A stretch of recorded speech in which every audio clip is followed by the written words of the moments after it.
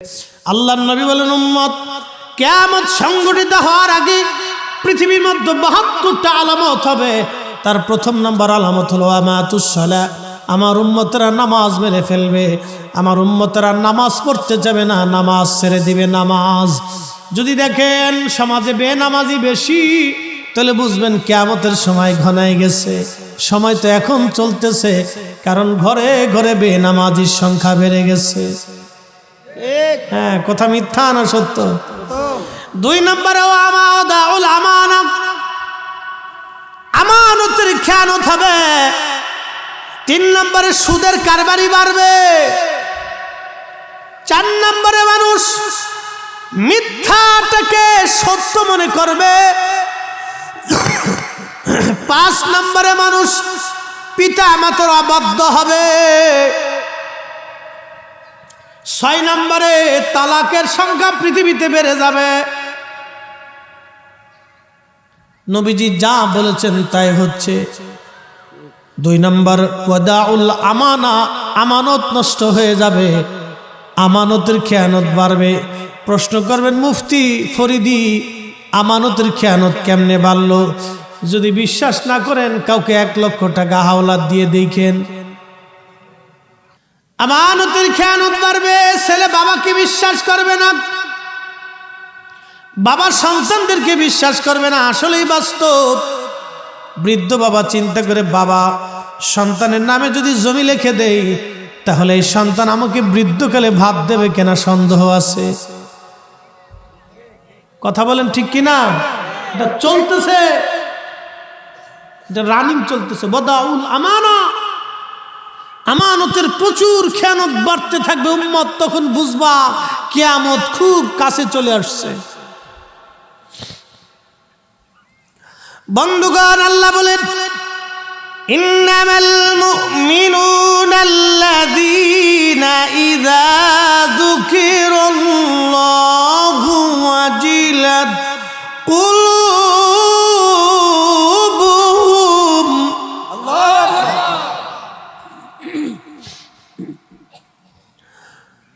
ওয়া ইযা তুলিয়াত আলাইহিম আয়াতুহু যাদাতুহুম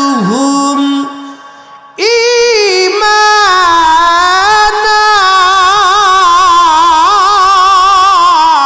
আল্লাহু আকবার।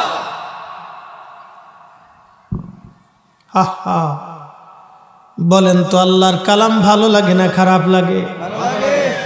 এই কালামে আল্লাহ মুমিনের 2টা পরিচয় দিতে যায়। বলেন, ও আমার মুমিনরা শোনো, নিশ্চয় তারাই মুমিন হবে। আমি মালিকের স্মরণ যখন অন্তরে আসবে, তখন আমি আল্লাহর ভয়ে অন্তরগুলি কাঁপতে থাকবে। শুধু কাঁপতে থাকবে। মুফতির কাজ কি? অনেক বুঝে ফতোয়া দেওয়া। এই যে আলেমরা উল্টা পাল্টা ফতোয়া মেরে দিচ্ছে, এটা আমানতের খেয়ানত। এই কথা বলেন না কেন? মুসলমান, এইগুলি কিয়ামতের আলামত। ওয়াদাউল আমানা, আমানতের বিরাট বড় খেয়ানত। জানি আমার উচিত কথায় মাওই বেজার হবে, ডাল ভাতে কুটুম বেজার হবে। ওয়াজ করলে কি লাভ, শুনলে কি লাভ? লাভ হবে তার আমলে, আমলেও লাভ হবে না নবী প্রেম না থাকলে দিলে। কথা বলেন ঠিক কিনা? ও বাজান, যতই সেজদা দেন, একটা সূত্র বলে দিয়ে যায়, আল্লাহর নবীর সাথে বিয়াদবি করে, নবীর শান ও ইজ্জত আজমতকে ছোট করে কোটি বছর ইবাদত করলেও আল্লাহর জান্নাত আপনার নসিব হবে না, নসিব হবে না, নসিব হবে না, নসিব হবে না। সামনে আসতেছি, বয়ানের মাঝে বলে দিয়ে যাব, খুব মনোযোগ দিয়ে। তার মানে কি? মসজিদগুলি চাকচিক্যময় হবে, কিন্তু ইমানদার দিলওয়ালা ইমানওয়ালা মুসল্লি পাওয়া যাবে না। আরে কি চমৎকার কথা! 1450 বছর আগে রাহমাতুল লিল আলামিন কি দামি কথা বলে দিয়ে গেলেন। মসজিদে উচ্চ সুউচ্চ মিনারা হবে, বড় বড় মিনার তৈরি হবে মসজিদের কোণাতে। আচ্ছা, আপনারা এবার বলেন তো, নবীজি 72টা কিয়ামতের আলামতের একটা আলামতের 2টা আলামত, মসজিদকে কেন্দ্র করে 3টা আলামত বললেন। একটা আলামত, মসজিদ অনেক সুন্দর হবে, চাকচিক্যময় হবে, বহুতল বিশিষ্ট হবে। আল্লাহর নবী বলেন মসজিদ অনেক চাকচিক্যময় হবে, খুব সুন্দর চাকচিক্য হবে। 2 নম্বর বললেন মসজিদের ভিতরে, মসজিদের পাশে অনেক বড় বড় উঁচু মিনার হবে। 3 নম্বর আল্লাহর নবী বলেন মসজিদের ভিতরে মুসল্লি থাকবে, কিন্তু দিলওয়ালা ইমানদার পাওয়া যাবে না। তার মানে মসজিদকে কেন্দ্র করে 3টা কিয়ামতের আলামত নবীজি বললেন। আচ্ছা আপনারা বলেন, নবীর মিলাদের বেলায় গেলে আপনারা বেদাতের ফতোয়া দেন, কিন্তু মসজিদ চাকচিক্য করার বেলায় বেদাতের ফতোয়া দেন না, কারণ কি? হ্যাঁ প্রিয় নবীর উম্মতেরা, আমি জানি আমার কথাগুলি অনেক শক্ত হবে, কিন্তু আল্লাহর নবীর ইজ্জতের বেলা আমি কাউকে ছাড়ি না। সে আমার বাপ হোক না, মামা হোক না, খালা হোক না, উস্তাদ হোক না, পীর হোক, এটা দেখার টাইম নাই। একটাই কথা, নবীর চাইতে সৃষ্টির মধ্যে আর কেউ বড় নাই, আমার নবীর উপরে মর্যাদা বানার কেউ নাই। কথা বলেন ঠিক কিনা? ও মুসলমান, খুব মনোযোগ দিয়ে সেই নবীর শান আমি মেহশরের মাঠ দিয়ে ছোট্ট একটু করে বুঝাই দিলাম। নবীর উম্মত, এই যে আলামতগুলি, কিয়ামতের আলামতগুলি বলতেছি, খুব মনোযোগ দিয়েন বাপ। মসজিদ সুন্দর হবে, চাকচিক্যময় হবে। আচ্ছা আমার ভাইরা বলে নবীর মিলাদ নবীর জমানায় ছিল না, এই জন্য আমরা পড়ব না, সাহাবীরা পড়ে নাই সেই জন্য আমরাও পড়ব না। আচ্ছা কথা তো খুব সুন্দর, দামি, চমৎকার, সুন্দর উসুল আপনি দিলেন। এবার আপনি বলেন তো, নবীজির জমানায় আল্লাহর নবী তো রহমাতুল লিল আলামিন ছিলেন, হাবিবুল্লাহ ছিলেন। নবী যদি বলতেন আল্লাহ বেহেশত থেকে জান্নাতের পাথর এনে তুমি আমার মসজিদ বানায় দিবা, আমার মসজিদ কাঁচা খেজুর পাতার ছাউনি, আমি তো তোমার হাবিবুল্লাহ, আমি শেষ নবী, আমার পরে আর কোনো নবী নাই, রব্বে কারীম আমি খেজুর পাতার মাদুরে সেজদা দিতে পারবো না, আমি মাটির মধ্যে সেজদা দিতে পারবো না। আল্লাহ তুমি জান্নাত থেকে পাথর আনবা, সুলাইমান মসজিদ বানাইলো জিন দিয়া, আমার মসজিদ তুমি বানাইবা ফেরেশতা দিয়া। আল্লাহর নবী যদি আল্লাহর কাছে এই কথা বলতেন, তাহলে অবশ্যই আমার মালিক আমার আল্লাহ বেহেশত থেকে পাথর এনে আমার নবীর জন্য মসজিদ বানাই দিত। কথা বলেন ঠিক কিনা? নবী যদি বলতেন সাহাবীরা কলিজা কেটে দিয়ে পৃথিবীর সমস্ত শক্তি প্রয়োগ করে তোমরা পার্সিয়ান ও রোম সাম্রাজ্য দখল করে তাদের বিল্ডিং এর পাথরগুলি কেটে ভেঙে এনে আমার মসজিদ তোমরা আলিশান প্রাসাদ বানায় দিবা, রোম দেশের রাজা বাচ্চারা প্রাসাদের মধ্যে ঘুমায়, আমি নবীর মসজিদটা প্রাসাদের মতো হবে, এইভাবে তোমরা বানায় দিবা। আমার নবীর সাহাবীরা জীবনের সব কিছু উজাড় করে দিয়ে হলো, রোম রাজ্য দখল করে হলো মসজিদ বানায় দিত। কিন্তু নবী মসজিদ পাকা করলেন না, খেজুর পাতার ছাউনির মধ্যে সারা জীবন ঘুমাইলেন। আর আপনার মসজিদ হলো পাকা, শুধু পাকা না, এরপরে টাইলস করলেন, ভালো লাগলো না, এরপরে আবার ওই আপনি কার্পেট বিছাইলেন, তারপরেও ভালো লাগলো না, এরপরেও আবার জায়নামাজ বিছাইলেন, তাও সামনের কাতারে বিছিয়ে রাখিয়ে দেন, সরান না। প্রিয় মুহতারাম হাজিরিন, দাবিতে যদি পরিপূর্ণ না হন তাহলে বড় মুশকিল। প্রিয় নবীজি সাহাবী বেলাল আজান দিয়েছেন সারা জীবন, মসজিদের ভিতরে কোনোদিন আজান দেন নাই। সুনান আবু দাউদের 519 নম্বর হাদিস, হযরত বেলাল বনু নাজ্জার গোত্রের একজন মহিলার সাহাবীর ছাদ ছিল, ছাদের উপরে দাঁড়ায় আজান দিতেন। মসজিদ নবীর পাশেই ছিল এই ঘরটা, এখানে উনি দাঁড়ায় দাঁড়ায় আজান দিতেন। হযরত বেলাল ওইখানে দাঁড়ায় আজান দিতেন। মারহাবা বলা যাবে না? রব্বানা যালামনা আনফুসানা ওয়া ইল্লাম তাগফির লানা, আল্লাহ আমার ভুল হয়ে গেছে, আপনি আমারে মাফ করে দেন। তখন আমার আল্লাহ তাকে মাফ করে দেয়। কিন্তু আজাজিল আল্লাহকে ডেকে বলল, হে রব তুমি তো বিতাড়িত করে দিলে আমাকে তোমার দরওয়াজা থেকে। বলে হ্যাঁ, 7 লক্ষ বছর ইবাদত করছি, তুমি কি আমাকে কিছু দেবা না? আজাজিলকে আল্লাহ বলেন, কি চাও তুমি বলো। বলে রব্বুল আলামিন আমাকে তামাম পৃথিবী সায়ের করার জন্য 1 সেকেন্ডের ভিতরে তামাম সৃষ্টি ঘুরে আসবো, এই ক্ষমতা তুমি আমাকে দিবা। আল্লাহ বলেন, যা তোকে দিলাম।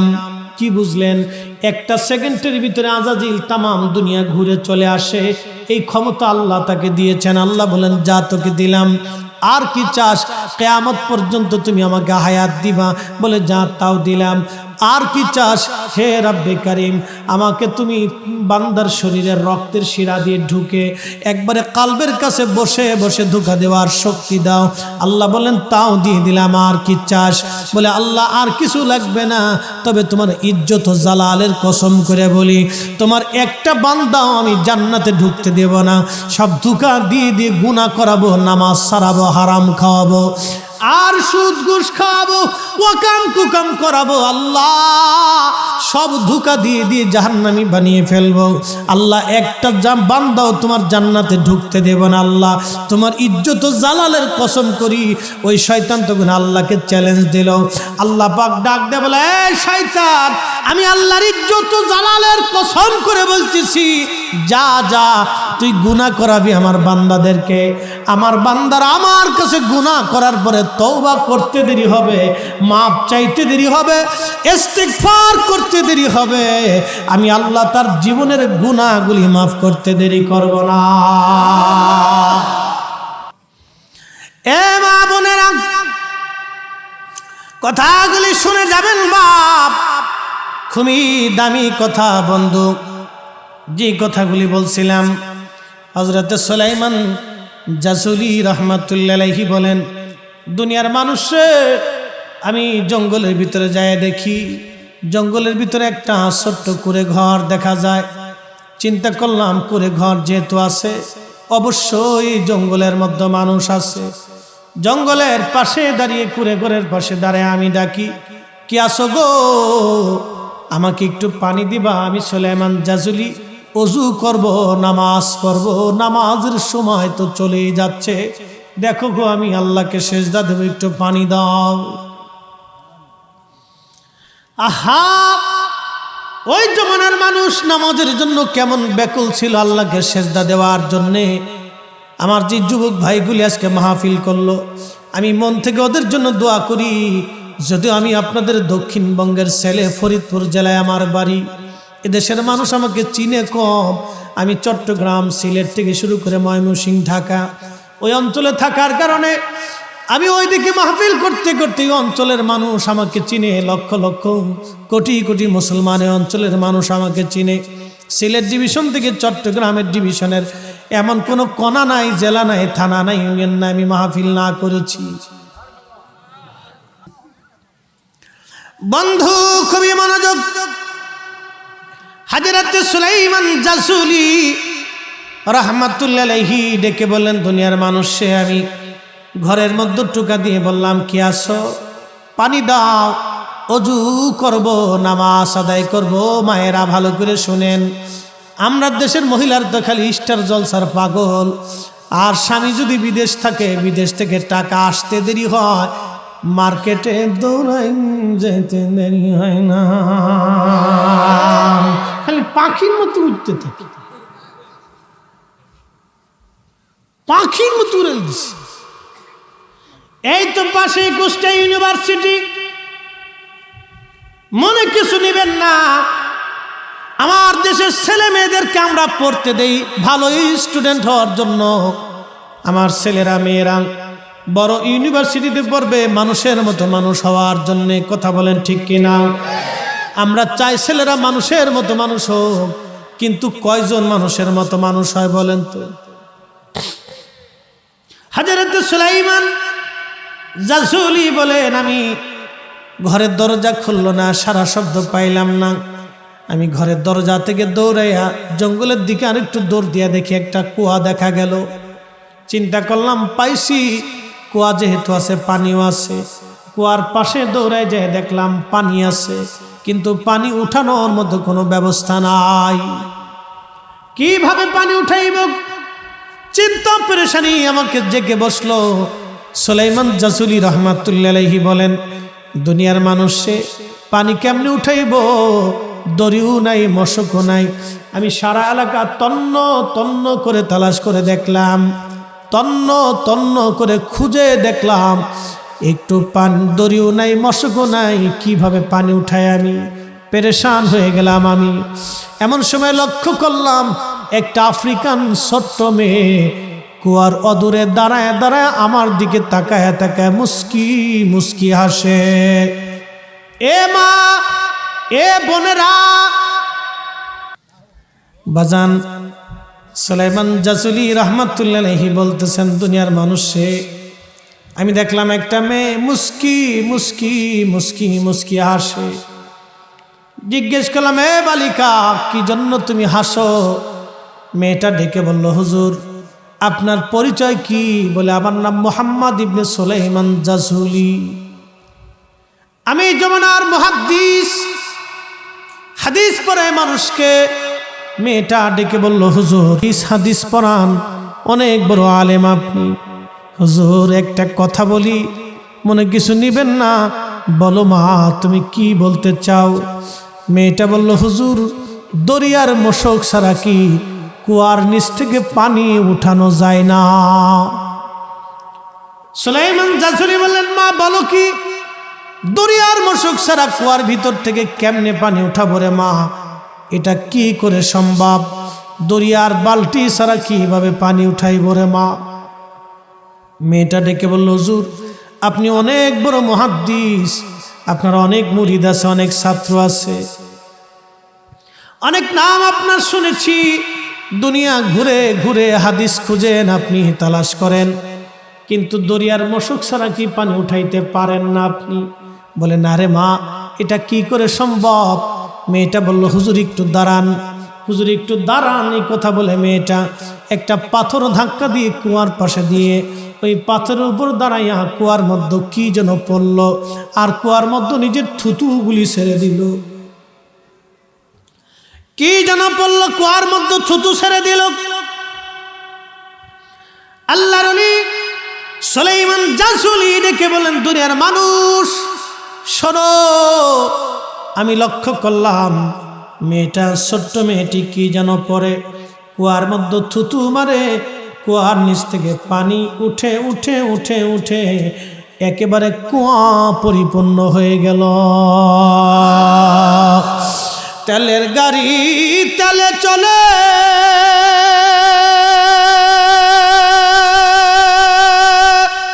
হাওয়ার গাড়ি হাওয়ায় চলে,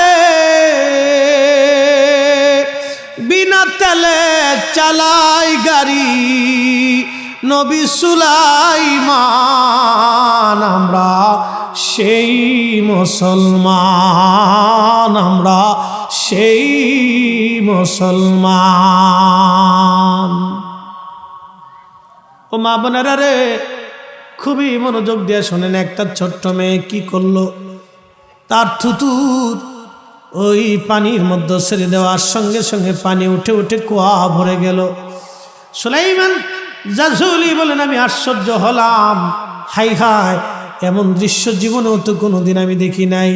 কি হলো রে, এত বছর ধরে হাদিস পড়াইলাম, কিন্তু এই মর্তবা তো আমার কোনোদিন হয় নাই। মেয়েটাকে চলে গেল দৌড়াইয়া ঘরের ভিতরে, উনি অজু করলেন, নামাজ পড়লেন, নামাজ শেষ করে ঘরের দরজার পাশে দাঁড়াইয়া দাঁড়াইয়া ডাকে, ও মা দরজা খোলো গো মা, দরজা খোলো, এ মা দরজা খোলো। কে গো তুমি মা?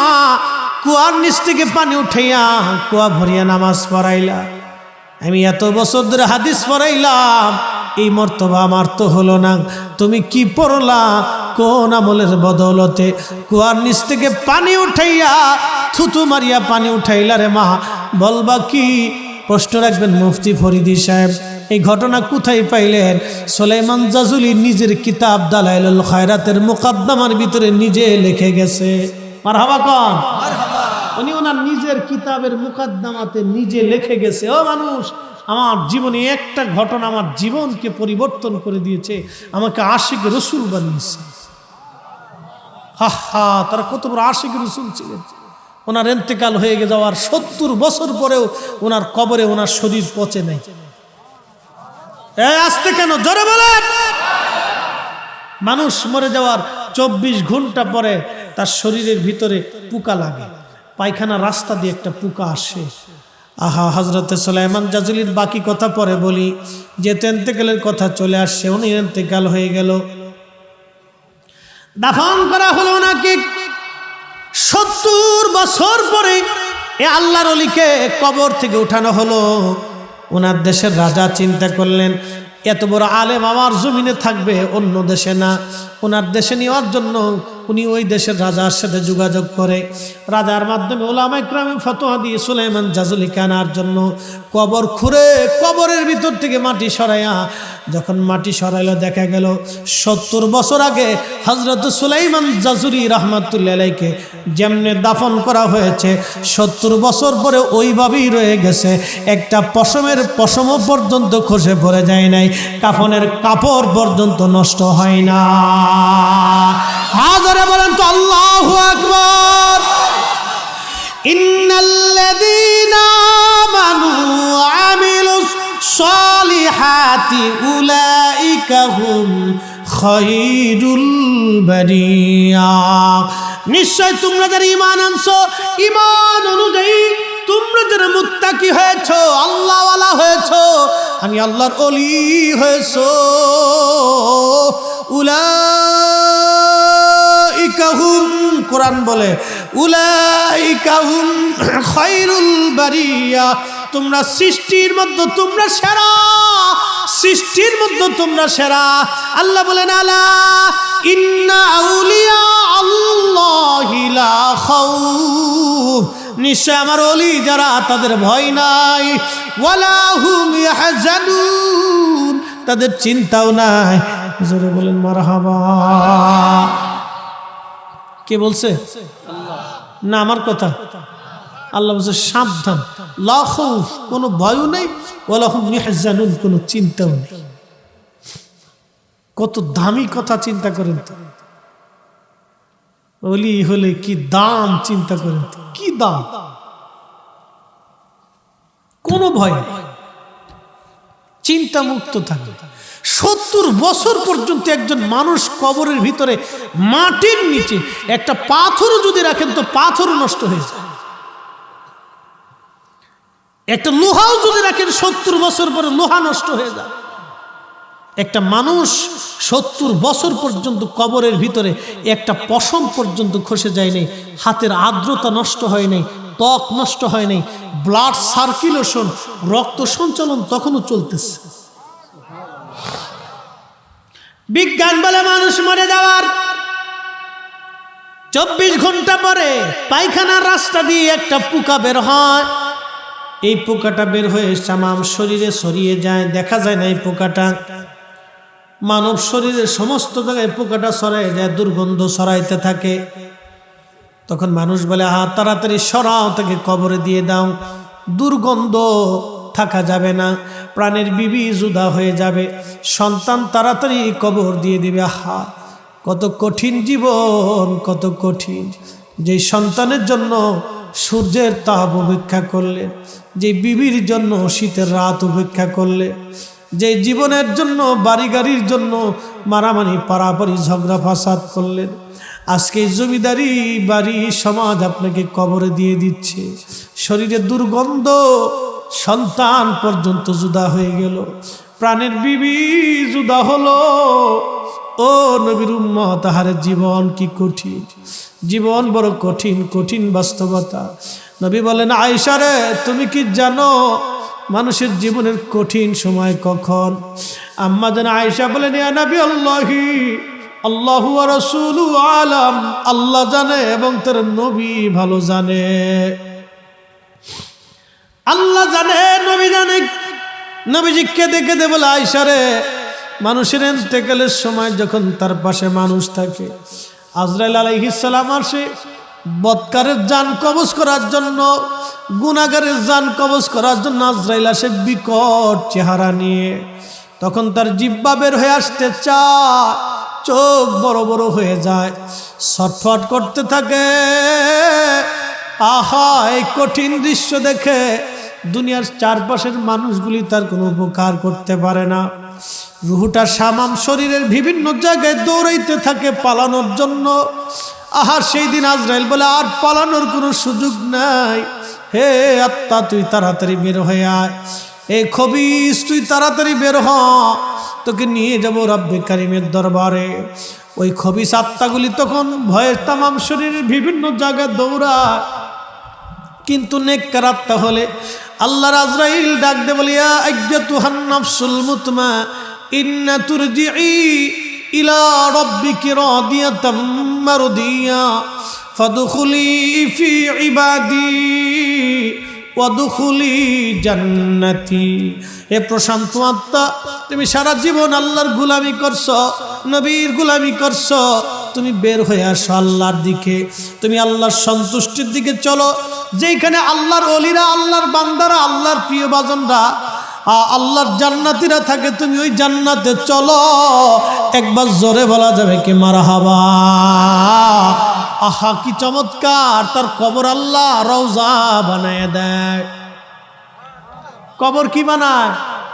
ইন্নামাল কবরু রওজাতুম মিন রিয়াজিল জান্নাহ। নবী বলেন কারো কবর রওজা হবে, কারো কবর রওজা হবে, জান্নাতের বাগান হবে।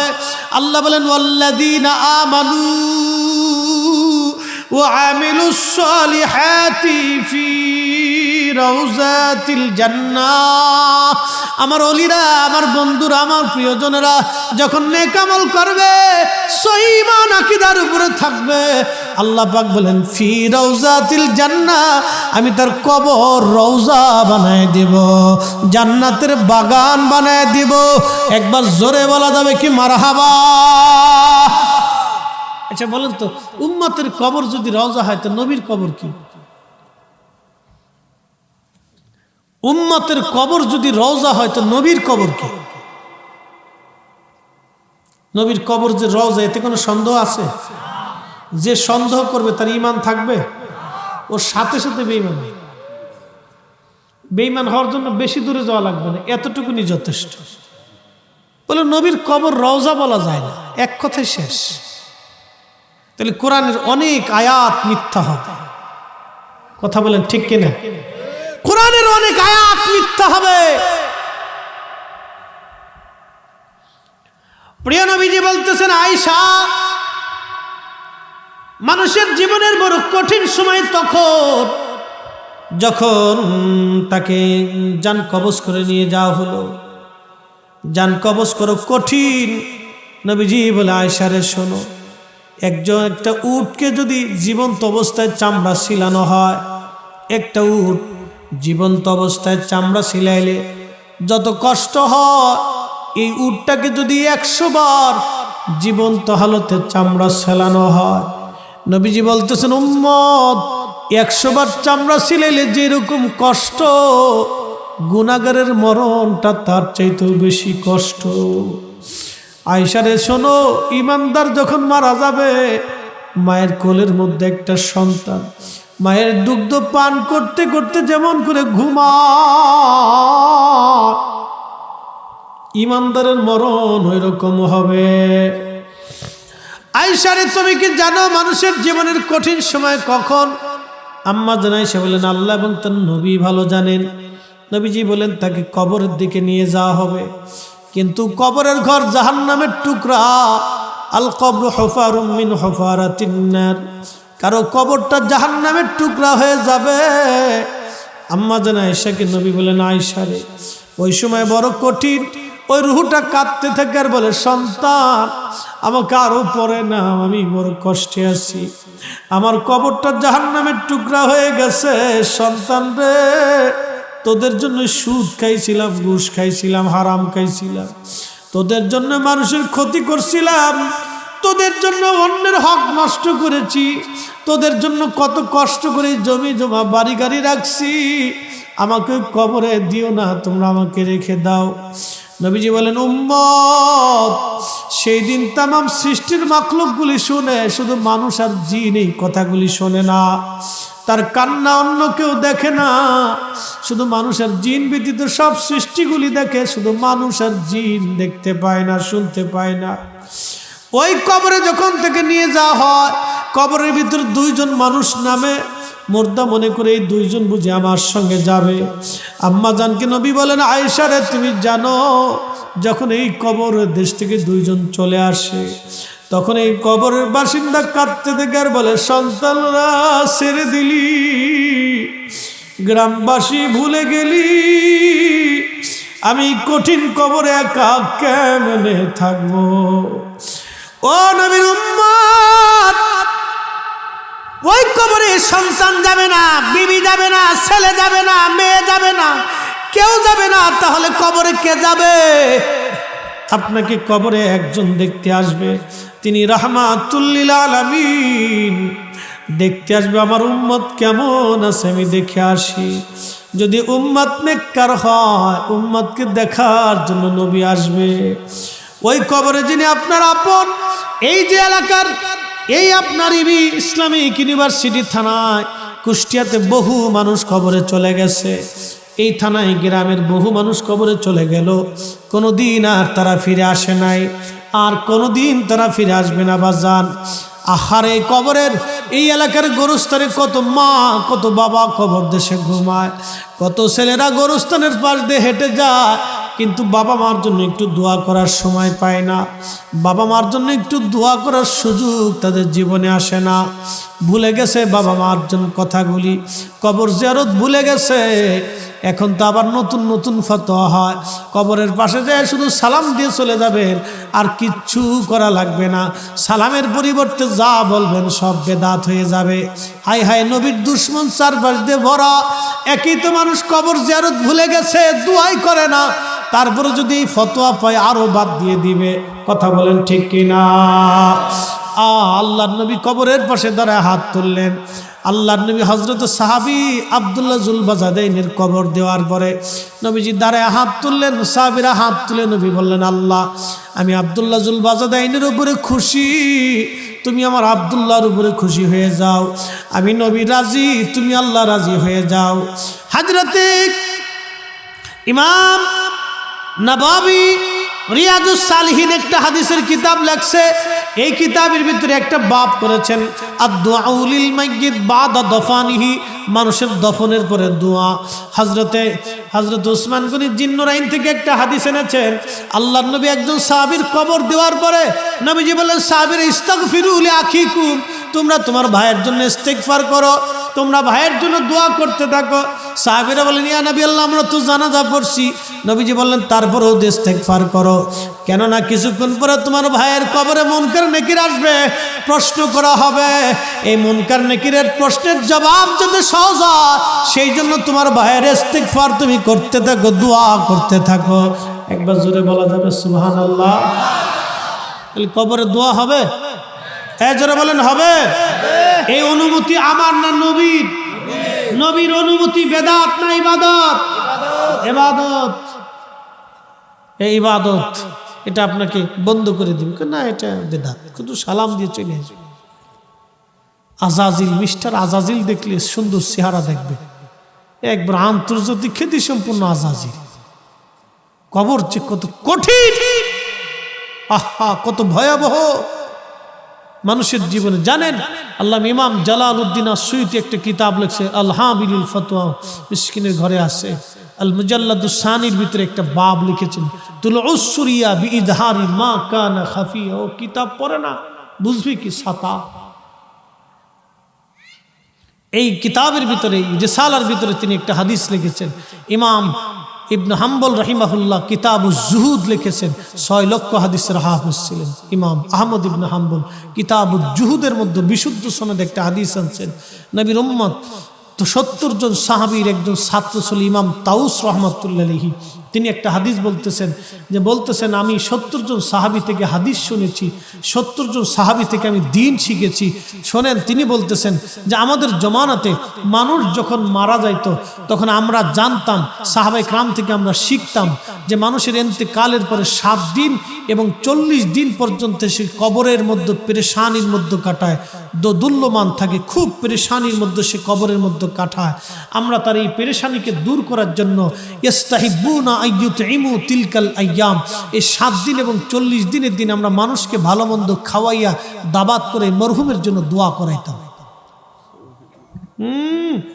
আরো জোরে বলেন না সুবহানাল্লাহ। 70 জন সাহাবীর ছাত্র তিনি বলতেছেন, 70 জন সাহাবীর ছাত্র। কুষ্টিয়া ইউনিভার্সিটি ইসলামিক ইউনিভার্সিটি কেন, পৃথিবীর সব ইউনিভার্সিটি যদি এক পাল্লায় দেন আর ওনার জুতা যদি আর এক পাল্লায় দেন, ওনার জুতার ওজনের সমান হবে না। এক কথা বলেন না কেন?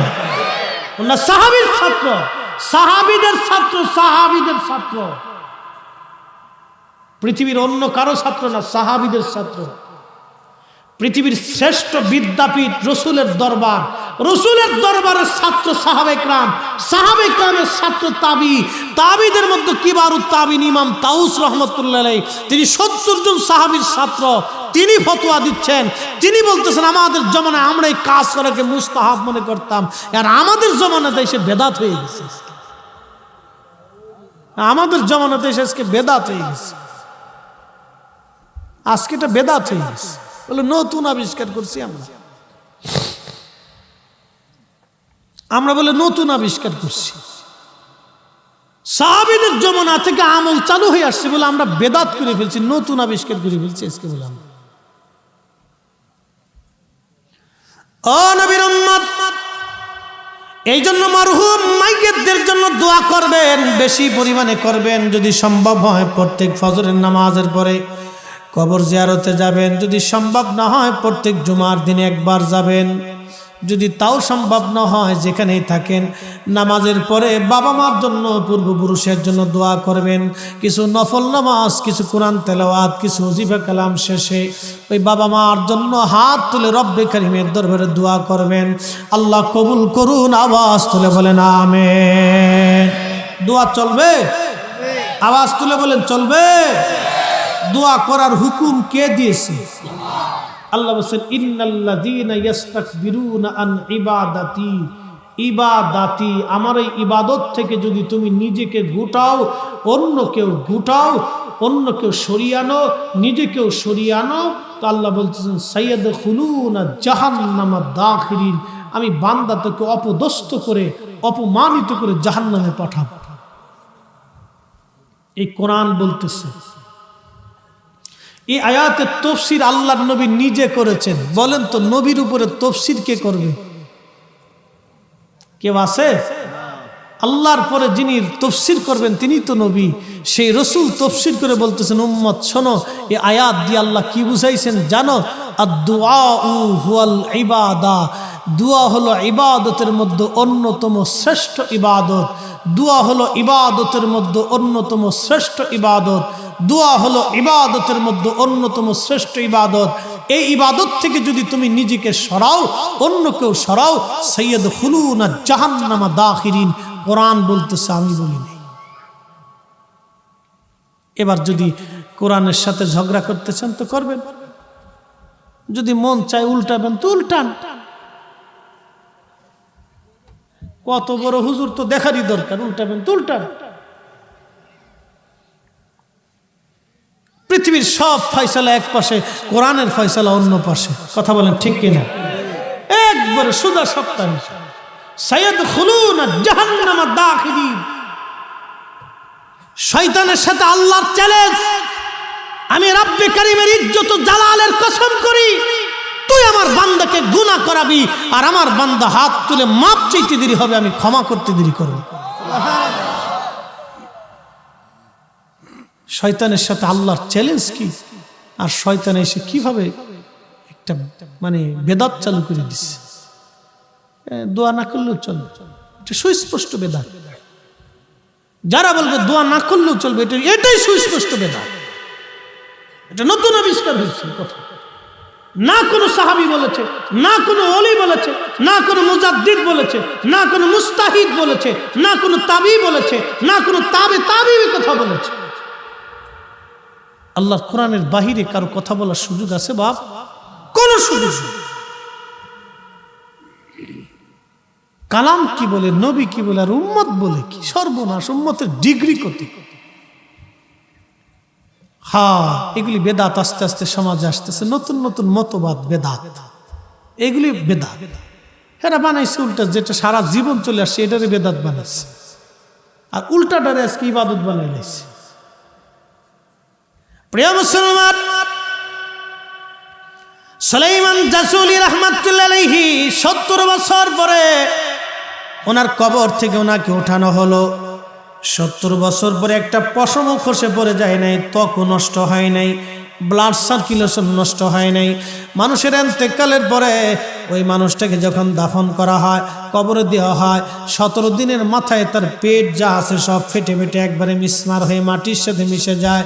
2 মাসের মাথায় সমস্ত শরীরের চামড়া গোশতগুলি মাটির সাথে মিশে যায়। 1 বছরের মাথায় হাড্ডিগুলিও মাটির সাথে মিশে যায়। একজন মানুষের জীবনের সব কিছু শেষ, অথচ এই জীবনের জন্য কত যুদ্ধ করেছে, মারামারি করেছে, ঝগড়া করেছে, অমুকের জমিন দখল করেছে, হারাম খেয়েছে, ঘুষ খেয়েছে, সুদ খেয়েছে, আরেকজনের মাথায় বাড়ি দিয়েছে, আরেকজনের টাকা মেরে খেয়ে দিয়েছে। ও বন্ধু, এই দুনিয়ার জন্য কত পারাবারি করেছে, আরেকজনের জমিনের কোন আল ঠেলাঠেলি করেছে, ধাক্কা ধাক্কি করেছে, ওই ব্যবসা বাণিজ্যের ভিতরে মালে কম দিয়েছে, ভেজাল দিয়েছে, ফরমালিন ঢুকাই দিছে। দুনিয়ার জন্য একজন মানুষ কতই না কিছু করলো, কতই না কিছু করলো। আহারে, সে কবরে চলে যাওয়ার মাত্র 2 মাসের মধ্যে তার মাটির সাথে সে তার দেহ মিশে গেল। একদিন মাটির ভিতরে হবে ঘরে মনামার, কেন বাঁধো দালান ঘর। বন্ধু, একদিন কবরেই তো চলে যাওয়া লাগবে, মাটির নিচে চলে যাব, কেন দালান ঘর আমরা বাঁধি আমরা জানি না, তারপরও বাঁধতেই হবে। সন্তানের জন্য রেখে যান, দুনিয়ার জন্য রেখে যান, নিষেধ নাই, কিন্তু আল্লাহ বলেন বান্দা তুমি আমার কাজটা করো। কোন কাজটা করবা? আল্লাহ বলেন ইয়া আইয়ুহাল্লাযীনা আমানু লা তুলহিকুম আমওয়ালুকুম ওয়ালা আওলাদুকুম আন যিকরিল্লাহ। এ বান্দা, সম্পদের প্রেমে আর সন্তানের মোহে পড়ে আমি খোদার জিকির থেকে তুমি আলাদা হও না। নামাজ ছেড়ে দিও না, রোজা ছেড়ে দিও না, জিকির ছেড়ে দিও না, ইবাদত ছেড়ে দিও না, মাহফিল ছেড়ে দিও না, হালাল ছেড়ে দিও না, আমার হুকুম ছেড়ে দিও না।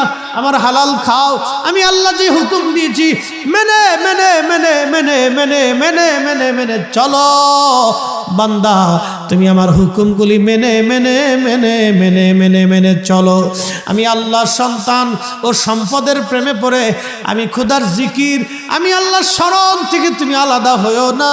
যদি হও, ওমাই ইয়াফআল যালিকা ফাউলাইকা হুমুল খাসিরুন।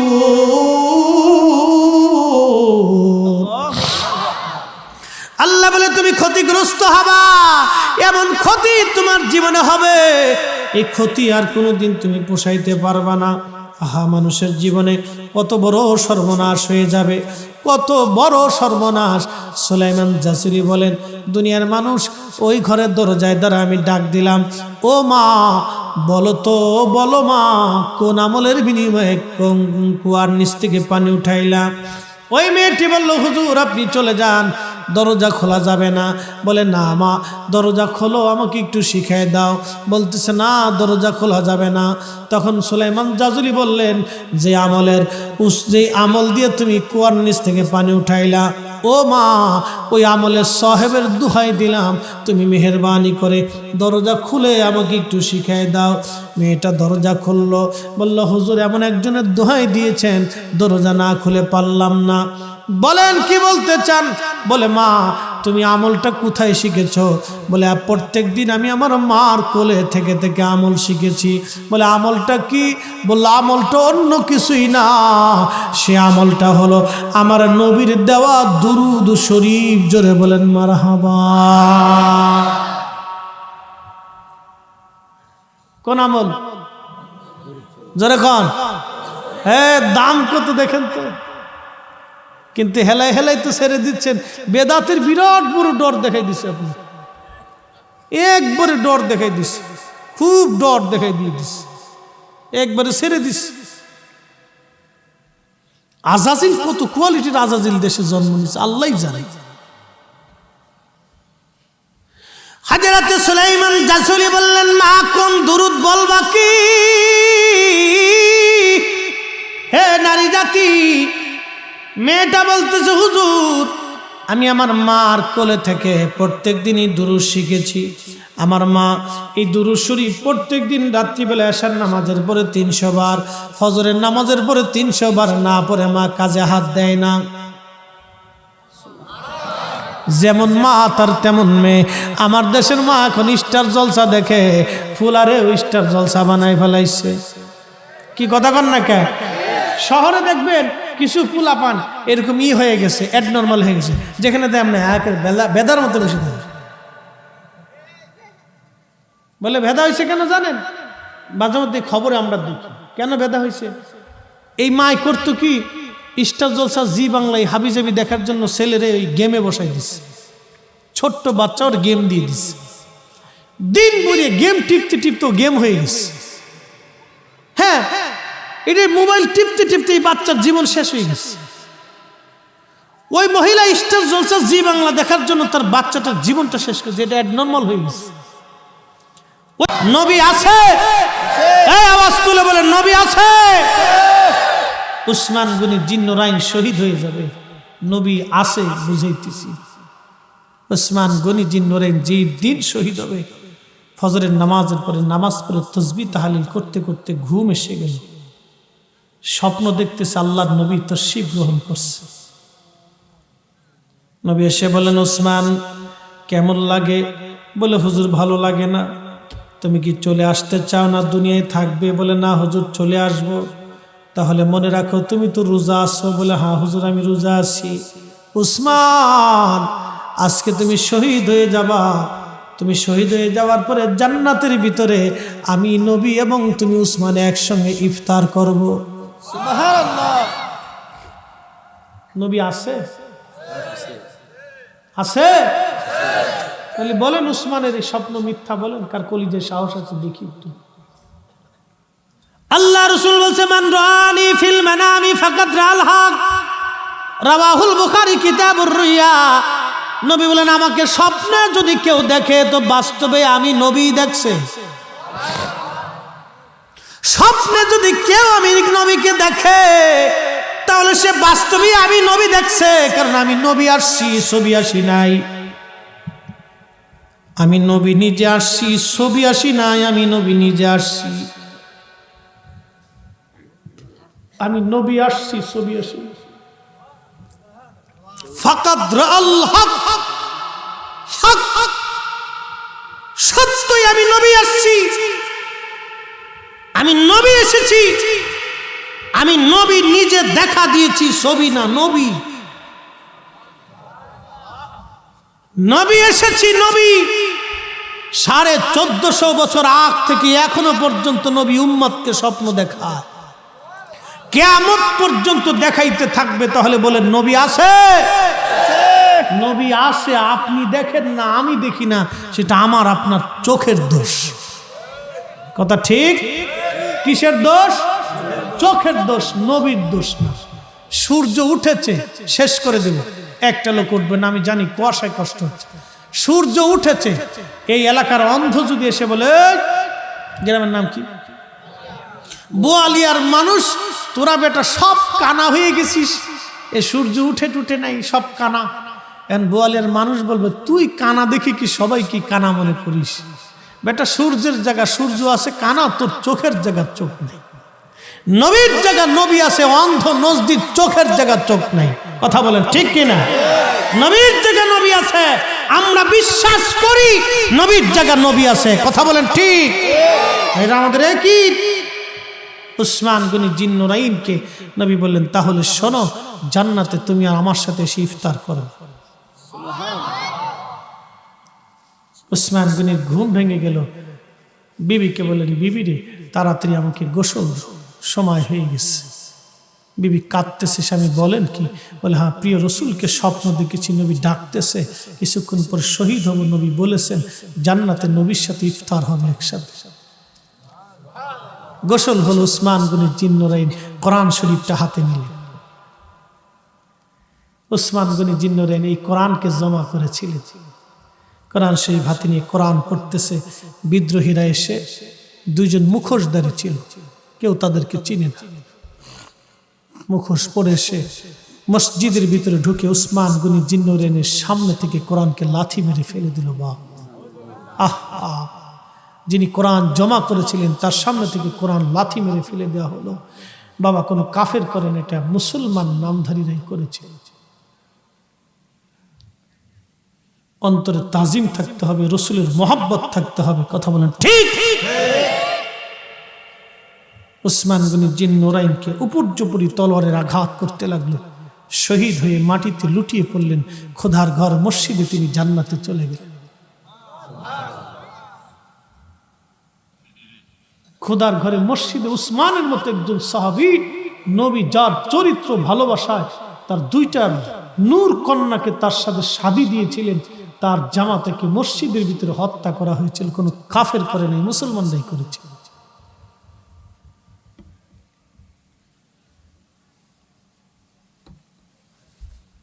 আপনার মাথা নষ্ট হয়ে যায়। কি করে সম্ভব এটা? খুদার ঘর মসজিদের ভিতরে এমন একজন সাহাবীকে মেরে ফেলে দেওয়া হলো। তো কোরআন শরীফকে তার সামনে থেকে লাথি মেরে ফেলে দেওয়া হলো। মাথা নষ্ট হয়ে যাবে বাপ। মুনাফিকের জমানাতেও ছিল, এখনো আছে, ওটা কিয়ামত পর্যন্ত থাকবে। প্রিয় মুসলমান, সুলাইমান জাসুলি রাহমাতুল্লাহি আলাইহি, ওনার কথা বলছিলাম। সুলাইমান জাজুলি রাহমাতুল্লাহি আলাইহি বলেন, মা তুমি দুরূদ শরীফ পড়ো, নবীজির সঙ্গে তোমার সাক্ষাৎ হয় মারে, তাহলে বলো আমি কি নিয়ামত থেকে বঞ্চিত হয়ে যাব? বলে, হুজুর না, বঞ্চিত কেন হবেন, চেষ্টা করেন। সুলাইমান জাজুলি বললেন, তাহলে ঠিক আছে, আমি পৃথিবী সফরে বের হলাম। সারা দুনিয়া ঘুরে ঘুরে ঘুরে ঘুরে 1 বছর পরিশ্রম করে সুলাইমান জাজুলি 500 দুরূদ জমা করে নিয়ে আসলেন। 500 দুরূদ শরীফ জমা করে নিয়ে আসার পরে সুলাইমান জাজুলি মরক্কোর ওই বারবার নামক এলাকায় মেয়েটার কাছে যা বলেন, মা দেখো তো এই দুরুদের মধ্যে নবীর দেওয়া দুরূদ শরীফটা আছে কিনা। মেয়েটা বলল, হুজুর আফসোস হয়, আমার তো বলে দিতে মন চায়, কিন্তু আমি বলতে পারবো না। হুজুর আপনি যান, আবার পরিশ্রম করেন, এই 500 দুরুদের মধ্যে নবীজির দেওয়া সেই দুরূদ শরীফ লেখা নাই। সুলাইমান জাজুলি আবার বের হলেন, 2 বছর অক্লান্ত পরিশ্রম করে আরো 500 দুরূদ শরীফ তিনি জমা করলেন। জমা করার পরে আল্লাহর ওলি সুলাইমান জাজুলি রাহমাতুল্লাহি আলাইহি এই 500 দুরূদ এনে মেয়েটার কাছে জমা দিলেন। ও মা, বলো তো এই 500 দুরুদের মধ্যে নবীর দেওয়া দুরুদ আছে কিনা? বলে, হ্যাঁ হুজুর, এই 500 দুরুদের মধ্যে আমার নবীর দেওয়া দুরূদ শরীফ লেখা আছে। তবে মা একটা কলম দিলাম, একটু নিচে দাগায় দাও। বলে, হুজুর ক্ষমা করবেন, আমার নবীজি নিষেধ করেছেন, আপনাকে এই দুরুদ আমি দিতে পারবো না, হুজুর মাফ করে দেন। তবে মা আমি কি মাহরুম হয়ে যাব? সুলাইমান জাজুলিকে ওই মেয়েটি বলল, হুজুর মাহরুম হবেন না, প্রত্যেক দিন আপনি পুরা দুরূদ শরীফ পড়তে থাকবেন। আপনি যা জোগাড় করেছেন সব কয়টা দুরূদ শরীফ যদি আপনি তেলাওয়াত করেন, তাহলে এই দুরুদের বরকত আপনার হাসিল হয়ে যাবে, আপনার হাসিল হয়ে যাবে। তিনি দুরুদের এমন পাগল হয়ে গেলেন, ফরজ সুন্নত ওয়াজিব ইবাদত করার পরে উনি নফল ইবাদতের জন্য তসবিহ হাতে নিয়ে ওই সময় দুরূদ শরীফ পড়তে থাকতেন। প্রত্যেক দিন ওইভাবে হাজার হাজার বার দুরূদ শরীফ পড়তেন তিনি। ওনার ইন্তেকালের পরে 70 বছর পরে কবর ওনার নষ্ট হয় নাই, ওনার দেহ পচে যায় নাই। একবার জোরে বলা যাবে কি মারহাবা, আল্লাহু আকবার। দুরূদ শরীফ হবে, আওয়াজ তুলে বলেন হবে। খালি কি দুরুদ ইব্রাহিম আছে না আরো দুরুদ আছে? আরো দুরুদ আছে। 29 প্রকারের দুরুদ হাদিস দ্বারা সাবিত আছে। এবং যতগুলি হাদিসের কিতাব, তাফসীরের কিতাব, সবকটা মুকাদ্দামাতে ইমামরা দুরুদ লিখছেন, নিজেদের সুন্দর ভাষা দিয়ে দুরুদ লিখেছেন। যত কিতাব তত রকমের দুরুদ আছে। আপনার যেটা সুবিধা মনে হয় আপনি পড়েন, কোনো অসুবিধা। হ্যাঁ, পড়তে থাকেন। কাজ হলো পড়তে হবে, কাজ ছেড়ে দেওয়া না। কাজ কি? পড়া। সারা কাজ না, পড়তে হবে। যত বেশি পড়বেন তত বেশি লাভ, যত বেশি পড়বেন তত বেশি লাভ হবে। কাজ ছেড়ে দেওয়া না, কাজ হলো পড়া। আমাদের কাজ হলো অধিক পরিমাণে দুরূদ শরীফ পড়া। আল্লাহ তৌফিক দিক, সবাই বলেন আমিন। এসেছেন যত নবী সকলের ইমাম সালাম নবী তোমায় হাজারো সালাম ইয়া নবী সালামু আলাইকা ইয়া রাসূল। মহিলারা কি আসে না চলে গেছে? অনেক মহিলা, হ্যাঁ, মহিলারাই বেশি। পুরুষরা খালি ওই সার্ভিস দিয়ে ঘুরতেছে আর কেউ চিন্তা করতেছে পান খাই বিড়ি খাই, ঠিক কিনা? আবার কিছু পোলাপান ফেসবুকে টিপতেছে, তো চিন্তা করছে দূর হুজুর কি করবেন ওটা তো জানি, ফেসবুক টিপি পরিবেন টিপতাস।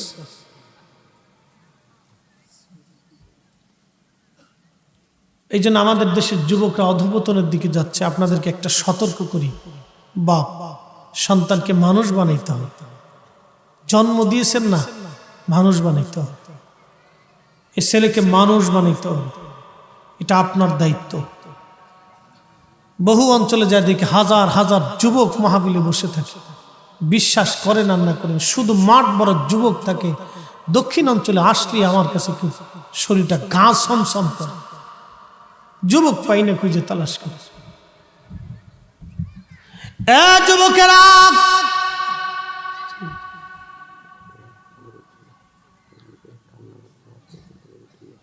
আচ্ছা বসছি।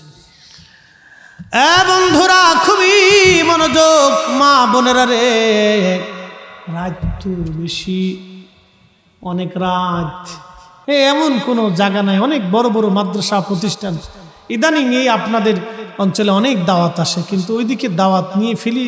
আর ওরা খুব চালাক, ওরা বাৎসরিক মাহফিল করে তো আগেই ফিল আপ দিয়ে ফেলে, যার কারণে আপনাদেরকে দিতে আমাদের খুব কষ্ট হয়ে যায়, মিলাইতে পারি না। কারণ আমরা তো হুজুরদের ওয়াদার অনেক দাম,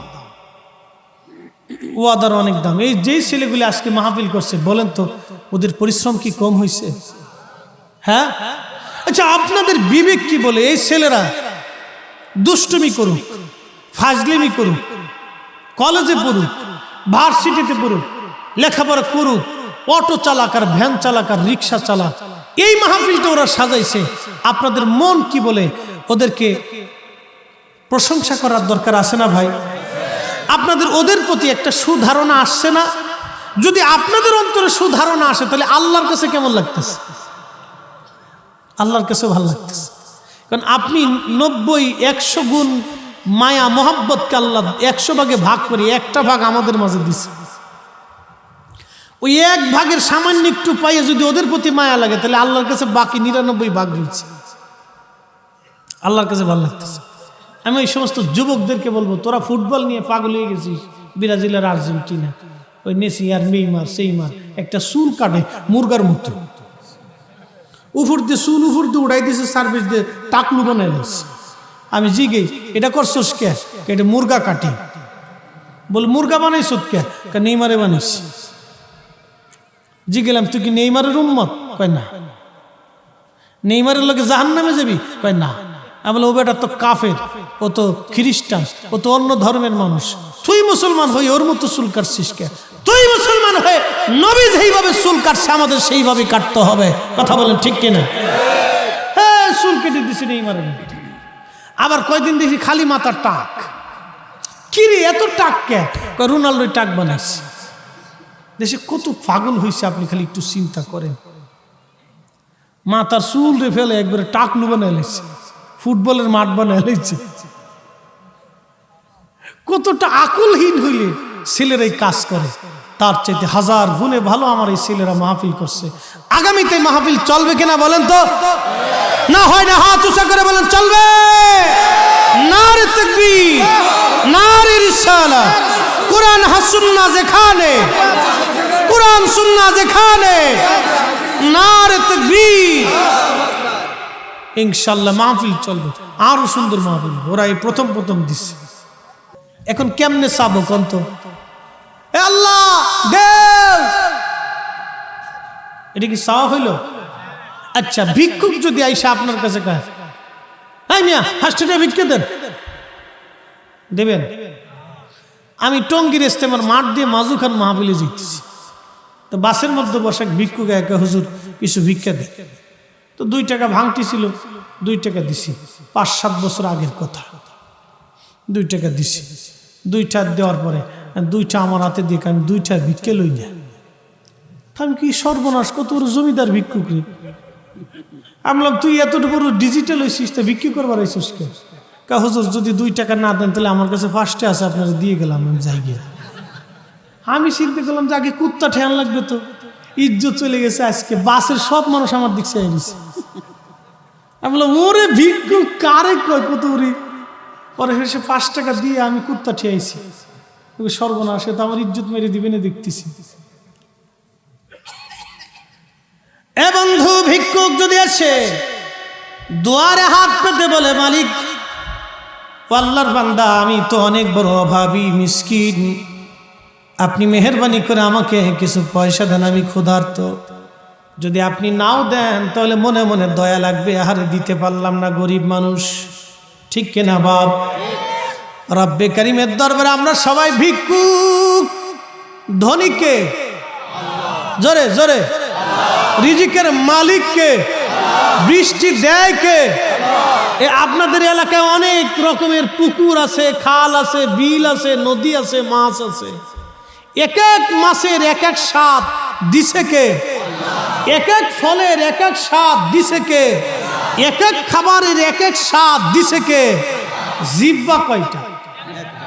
একটার ভিতরে সব দিলেন। জিহ্বা বলে দিলে এটা পুঁটি মাছ, টাকি মাছ, ট্যাংরা মাছ, বোয়াল মাছ, রুই, কাতলা, এটা সেটা, আম, জাম, কলা, কাঁঠাল, ভাত, রুটি, জিহ্বা বলে দিল। এক জিহ্বায় কত রকমের স্বাদ আপনাকে মালিক আস্বাদন করালো। তারপরে এই জিহ্বা খোদার জিকিরে আপনার শিখতে হয় না, খালি গল্প সাটাম, চার দোকানে বসে এ ভালো না সে ভালো না, এটা বেতা বেতা বেতা বেতা। কথা কন না কেন? জিহ্বা দিছে কে? জিকির হবে কার? আহা, আপনি জিকিরটা ভুলে গেছেন বাপ। আগে আমরা গ্রাম অঞ্চলে দেখছি সকালবেলা ফজরের নামাজের পরে অনেক ঘর থেকে কোরআনের আওয়াজ আসত। কোরআন তেলাওয়াত বিশুদ্ধ ছিল না, কিন্তু মুরব্বীরা কোরআন শরীফটা খুলে নিয়ে পড়তেও ঠিক মতো পারতো না, টেনে টেনে পড়তো। ইয়াসিন পড়া দেখেন, আল কুরআনিল হাকীম ইন্নাকা লা মিনাল মুরসালিন। পড়তে পারতো না, কিন্তু চেষ্টা করত। এখন অনেক মানুষ কোরআন পড়তে পারে কিন্তু কোরআন পড়ে না, ফেসবুক পড়ে। আর্জেন্টিনা ব্রাজিলের খেলা দেখার লেগে কুত্তা কামড়া কামড়ি করে। কথা কর না কেন? কে তুই বাপের টাকা দিয়ে পতাকা উঠাইছিস কে? মসজিদ ওই টাকার, ওই পতাকার টাকা তুই মসজিদে দিতে পারিস না, মাদ্রাসায় দিতে পারিস না, গরিব মানুষের ঘরে খাবার দিতে পারিস না। তুই আর এক দেশের পতাকা আমার দেশে উঠাই কি বুঝাইতে চাও? বেশি ভালোবাসা দেখাও নাকি? তোমার এই পতাকা উঠাইলে কি আল্লাহ তাকে জিতাই দিবে নাকি?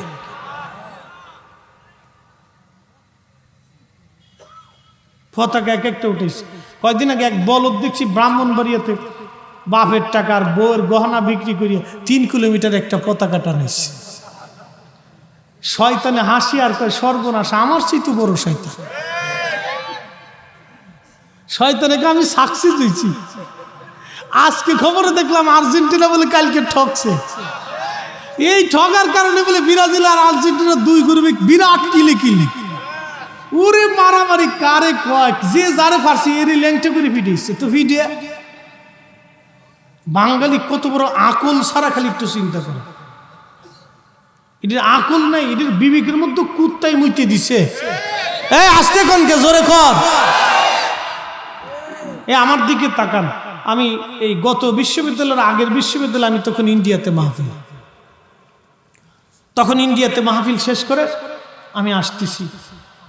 বিশ্বাস করেন ইন্ডিয়াতে একটা পতাকাও আপনি পাবেন না। ওদের টাকার অনেক হিসাব, 8 আনা পয়সার ওরা হিসাব করে। এটা ভালো গুণ, খারাপ গুণ না, এটা আমি প্রশংসা করি তাদের। তারা 8 আনা পয়সাকে হিসাব করে। আমাকে এসে জিজ্ঞেস করলো, হুজুর আপনি কি দুপুরে খাবেন নাকি খাবেন না? আমি হেসে দিলাম, বললাম আমি আপনার মেহমান, খাবো কি খাবো না সেটা তো আপনিই জানেন। তা বলতেছে না, আপনি যদি অন্য কোথাও খান তাহলে আপনার জন্য রান্না দেব না। তা আমি তখন হেসে দিলাম। তখন উনি বুঝতে পারছে তো বাংলাদেশের মানুষ তো হিসাব ছাড়া। তা বলতেছে, হুজুর মনে কিছু নিয়ে না, আমাদের দেশে তো আমরা এইভাবে হিসাব করি। আমি বললাম না, এটা গুড হ্যাবিট। অপচয় করা শয়তানের ভয়। আল্লাহ রসুল অপচয় করাকে অপছন্দ করতেন, এটা তো ভালো গুণ। এই গুণ বাংলাদেশে থাকলে তো আমার দেশের অনেক মানুষ ধনী হয়ে যেত। ভালোই তো, খারাপ কি? তো দেখেন ওরা হিসাব করে, এটা ভালো গুণ। ওরা অপচয় করে। একটা পতাকা ইন্ডিয়াতে নেই, আমার পার্শ্ববর্তী দেশ, খালি এই বর্ডারের এই পার আর ওই পার। বিশ্বাস করেন, আল্লাহি বিল্লাহি তাল্লাহি ও মালিকের কসম করতেছি, ইন্ডিয়া থেকে আসলাম, সন্ধ্যাবেলা ঢাকার গাড়িতে উঠছি, ওঠার পরে দেখি সন্ধ্যার সময় মিছিল চলতেছে। আমরা আর্জেন্টিনার সমর্থক, আর এক গ্রুপ দিয়ে কিছুক্ষণ পরে ব্রাজিলের পতাকা নিয়ে লাফাইতেছে। আমি কি লাফা, কিয়ামত পর্যন্ত লাফাইবি, তোদের কিয়ামতের মেহেশর আর্জেন্টিনার ব্রাজিলের লগেই হবে, আল্লাহর নবীর সাথে তোদের হাসর হবে না। কথা বলেন ঠিক কিনা? ওরা লাফা, কদ্দুর লাফাইতে পারে, বাপের টাকা খরচ করে পতাকা টানা লাফাইতেছিস তোরা। অথচ ভাই চিন্তা করেন, 10টা টাকা মসজিদ দিতে গেলে দিবার চাই না, খালি এমনি মুসরা। এই যে মাহফিল দিচ্ছেন, এই ছেলেরা, এই যুবকগুলি অনেক কষ্ট করে মাহফিল দিচ্ছে, ওদের অনেক কথা শোনা লাগছে। কেউ কইছে তোমরা কি এরকম ব্যবসা ট্যাবসা আছে নাকি, আবার কেউ কইছে যে তোমরা মাহফিল দিচ্ছ, লাভটা কি কত? কথা কর না কেন? এই যুবকরা এই ছেলেগুলি এত কষ্ট করে মাহফিল দিচ্ছে, আরে ধন্যবাদ দিলে ওদের হাতে চুমা দেওয়ার দরকার, আমাদের ওদের হাতে চুমা দেওয়ার দরকার যে ওরা মাহফিল দিচ্ছে। ওই হাজার গুণে ওদের চাইতে ভালো।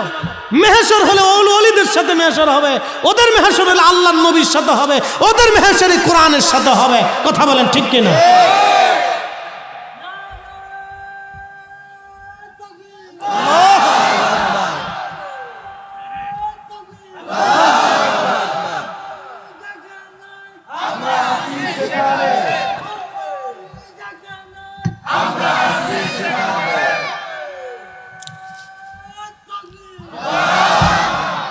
হ্যাঁ বাপ, ওদেরকে ধন্যবাদ দিতেই হবে, শুধু দিলে হবে না, ওদের সাথে মহব্বত রাখবে। এই সময় ছেলেগুলি মাহফিল দিয়ে ফেলছে, হঠাৎ আমার সাথে যোগাযোগ করে ডেট দিতেই হবে।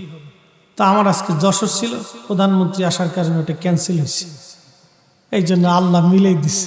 চিন্তা করলাম, তকদির যেখানে থাকবে মালিক আল্লাহ আমাকে সেখানে নিবি, ঠিক কিনা? আপনাদের কি কষ্ট হচ্ছে? আর 10টা মিনিট আমাকে একটু সময় দেওয়া যাবে না বাজান? দোয়া ছাড়া যায় না, আমি জানি তাবারক নাই, তাবারক না থাকলে অনেকে পলায়। লাস্টে যেহেতু সিডনি নাই তো যাইবে, তার মানে বোঝা গেল সিডনির পাগল, আমরা আল্লাহর পাগল, ঠিক কিনা? আমরা আল্লাহর নবীর পাগল, ঠিক কিনা? 10টা মিনিট ইনশাল্লাহ খুব সুন্দর আলোচনা। এই লাস্টে হযরত সুলাইমান জাসুলির কথাটা বলে শেষ করব। ওই মরুভূমিতে গিয়েছিলেন, পানির জঙ্গলে গেছে, মনে আসেনি আপনাদের? হ্যাঁ, বলে দিয়ে যান।